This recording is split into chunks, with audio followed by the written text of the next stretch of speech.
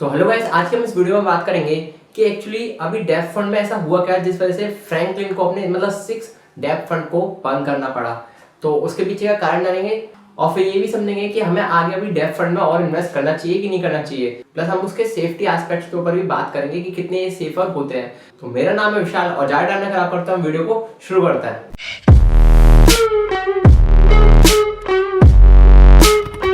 तो actually Franklin ने अपने 6 फंडों को बंद कर दिया। तो मीन्स अब आप उसमें ना एसआईपी कर सकते हो ना लमसम कर सकते हो। तो जिनका पैसा था एक्चुअली अब उसमें अटक चुका। अटकने का मीन्स उनको नहीं मिलेगा ऐसा नहीं है, उनको उनका पैसा मिलेगा but actually after the maturity period. अब मैच्योरिटी पीरियड किसका वो मैं आपको बताता हूँ। ये डेब्ट फंड था और डेब्ट फंड की भी एक मैच्योरिटी पीरियड होता है। तो इस टाइम इकोनॉमी में कोरोना वायरस के चक्कर में बहुत लोगों ने क्या किया कि जैसे कि आपको नीड है तो आपके पास लिक्विडिटी का इशू चल रहा है, मीन्स आपके पास अब कैश खत्म होने लग गया। तो इस चक्कर में लोगों ने अपने फंड्स भी सेल करना चालू कर दिए। तो बहुत से लोग अपने डेब्ट फंड से निकलना चालू कर दिए।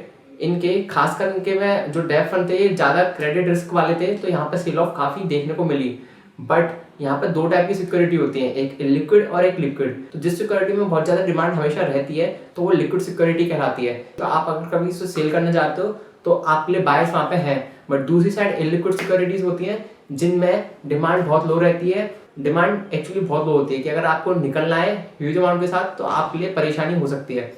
तो यही प्रॉब्लम फ्रैंकलिन के साथ हुई। फ्रैंकलिन के फंड में एकदम से बहुत सारी सेल ऑफ आने लग गई, तो उन्हें सेटल करने के लिए अपने पुराने कस्टमर या फिर इन्वेस्टर्स को पैसा तो निकाल के दे दिया, बट अब और हाई क्रेडिट रिस्क वाले उनके पास फंड्स रह गए अंदर। तो अब क्या हुआ, अब अगर वो उन्हें सेल ऑफ करके दें तो नहीं कर सकते थे क्योंकि मार्केट में अब इतनी लिक्विडिटी इस टाइम पर नहीं थी।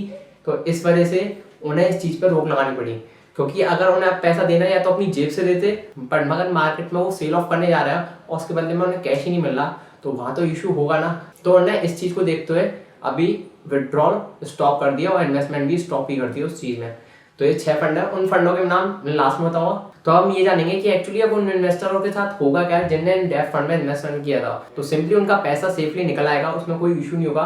बट क्या होता है कि जैसे कि आप किसी डेब्ट फंड में लगाते हो तो उनकी एक मैच्योरिटी पीरियड होता है। तो यहाँ पे ज़्यादातर शॉर्टर टाइम फ्रेम के डेब्ट से तो एक्चुअली उनको भी लिक्विड होने में टाइम लगता है। तो यहाँ पे फ्रैंकलिन ने क्या किया, इस चीज़ को स्टॉप करके आप ये कर दिया कि जैसे जैसे इन चीज़ों की मैच्योरिटी पीरियड आता जाएगा, मतलब उनकी सिक्योरिटी लिक्विड होते जाएंगे। लिक्विड मीन्स तब उनका मैच्योरिटी पीरियड आया, जैसे कि 3 महीने की कोई सिक्योरिटी में इन्वेस्ट कर रखा है तो वो 3 महीने बाद तब लिक्विड होगी।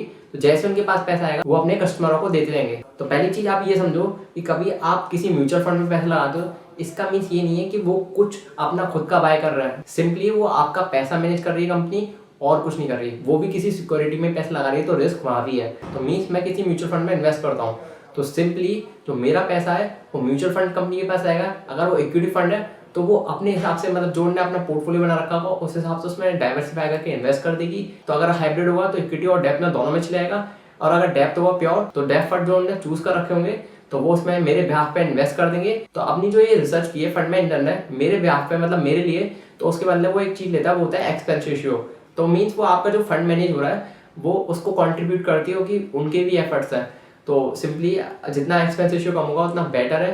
प्लस डेब्ट सिक्योरिटीज में जैसे हाई रिस्क वाली है, जो क्रेडिट में जिसमें रिस्क हाई है, तो आप 1-2% के लिए प्लीज उसमें इन्वेस्ट ना करें। तो आपको अभी ऐसा इशू दिखा, आगे और भी इशू दिख सकता है। तो इन चीज़ों से जितना बच के रहोगे उतना बढ़िया है। ये पहला एक लेसन है तो उन लोगों के लिए जिनने अभी तक ऐसे फंड्स में इन्वेस्ट नहीं किया।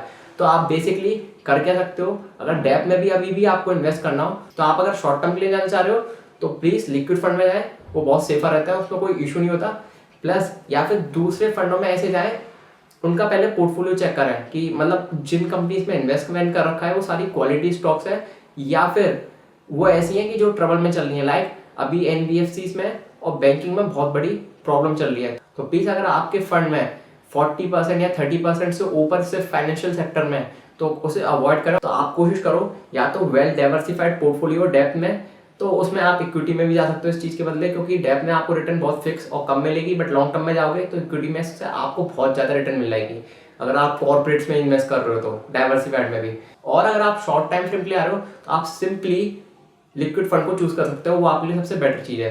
तो अब आपको डेप्थ अवॉइड करना चाहिए कि नहीं करना चाहिए, तो वो आपको समझ आ गया होगा, क्योंकि बेसिकली डेप्थ खराब नहीं है, बट आप कैसे किस तरीके पोर्टफोलियो में इन्वेस्ट कर रहे हो वो मैटर करता है।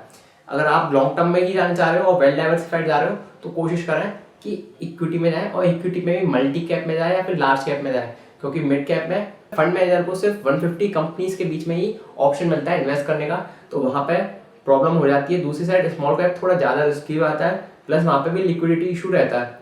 तो आपके लिए जो सबसे बेटर होगा वो मल्टी कैप म्यूचुअल फंड होगा। लाइक अगर मेरे को कोई एग्जांपल लेना हो तो पराग पारिक म्यूचुअल फंड है, आप उसका देखो तो उसका पोर्टफोलियो बहुत वेल डाइवर्सिफाइड है। तो मल्टी कैप है, तो उसमें फंड मैनेजर के पास बहुत सारे ऑप्शन है और वो उसमें large cap, mid cap, small cap अपने अकॉर्डिंगली भी चूज कर सकता है। तो बेसिकली जो फ्रैंकलिन के फंड्स बंद हुए हैं वो 6 फंड के नाम ये है: लो ड्यूरेशन फंड जो उनका था, dynamic equity fund, credit risk fund, short term income plan and ultra short bond fund, and जो लास्ट वन है वो है इनकम अपॉर्चुनिटी फंड। तो ये जो 6 फंड है उनमें आप और इन्वेस्ट नहीं कर सकते और ना आप इसका पैसा विड्रॉल कर सकते हो, वो after the maturity of the security आपको मिल जाएगा इजीली। तो ज़्यादा घबराने की सिचुएशन नहीं है, बट आप इस चीज़ से सीख के आगे और बेटर डिसीजन ले सकते हो अपने इन्वेस्टमेंट में। तो बेसिकली आप ऐसी चीज़ों को समझ के रहें और आने वाले टाइम में बेटर डिसीजन लें।